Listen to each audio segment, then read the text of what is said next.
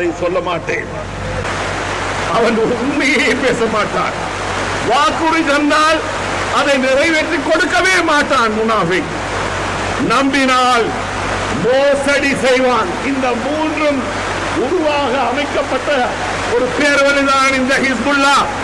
இப்போது எமது மக்களை ஏமாற்றுவதற்காக மீரா கேணியிலும் சத்தாம் ஹுசைனிலும் பீச் நகரிலும் ஏனைய பகுதிகள் வருகிறார்.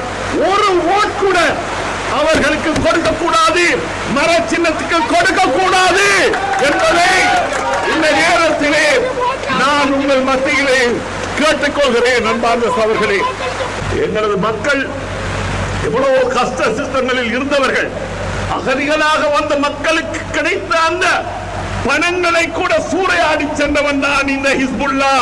அதை நான் பாராளுமன்றத்திலே ஆணித்தரமாக பேசிய விஷயங்கள் இன்னும் ஹென்சாடிலே இருக்கின்றது.